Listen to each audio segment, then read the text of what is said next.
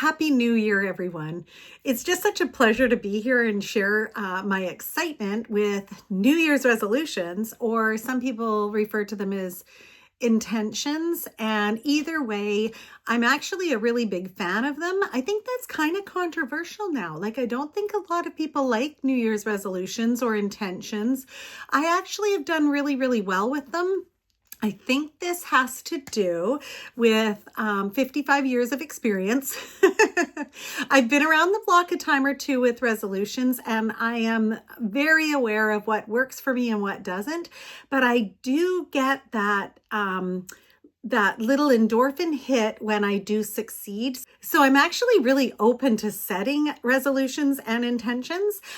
So a couple of my failed ones in the past are just like anybody else probably is the more grandiose ones, like, saving for retirement, paying off a mortgage, losing weight, getting in better shape.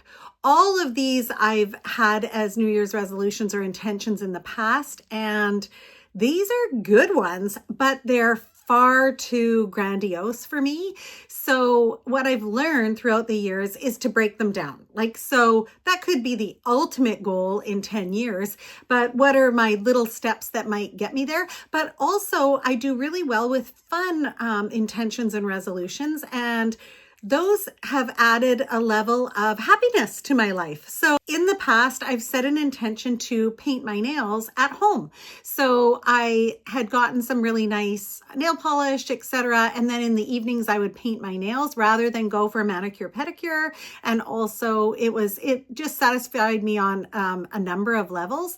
And the intention was just that I would do it throughout the year. So it wasn't like an everyday thing. It wasn't like I must do it. I never felt any sort of failure when my nails weren't painted, but it was a really nice intention to have moving forward throughout my year.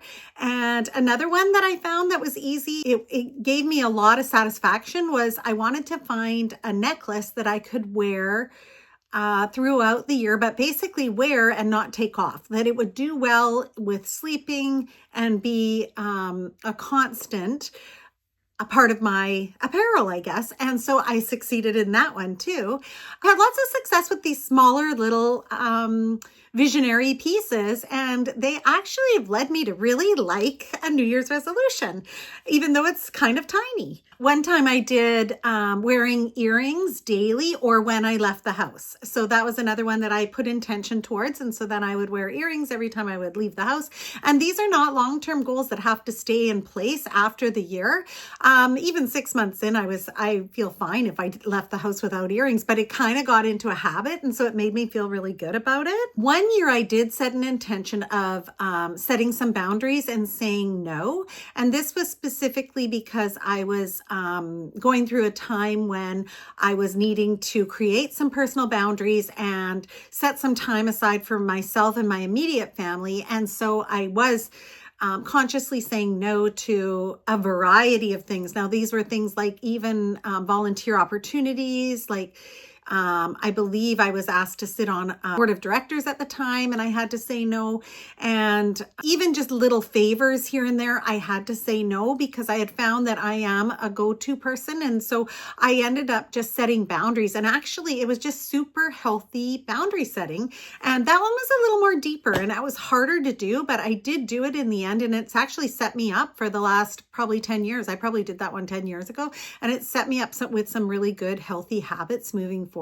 So I think we all know that these larger, huge, grandiose commitments are setting us up for failure, to be perfectly honest.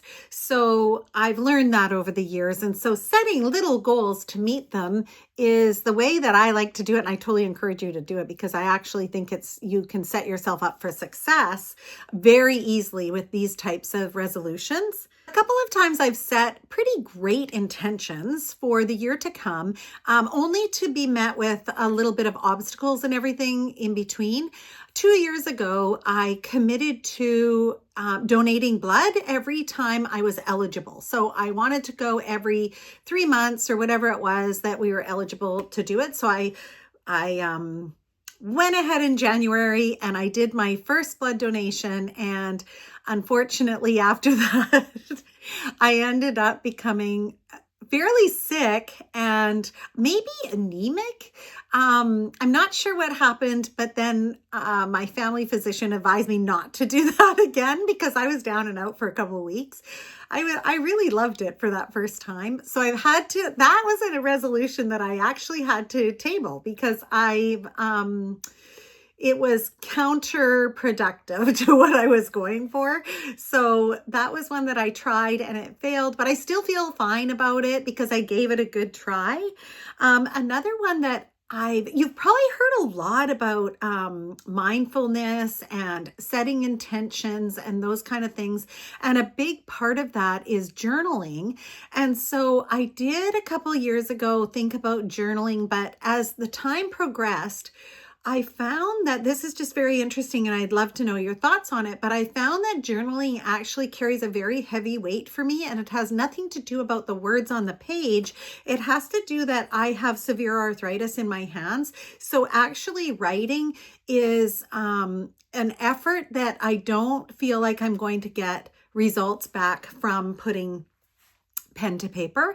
So I tried to think of another way to do journaling aside from voice to text, or I even like to do scrapbooking and things like that, but all of that was not giving me sort of the mindfulness that I wanted. So that's where the whole YouTube idea came up, is that I'm like, this is sort of a method of video journaling. So I actually feel like I met that intention by starting my YouTube channel. So by starting my YouTube channel, I feel like I'm filling that need for journaling.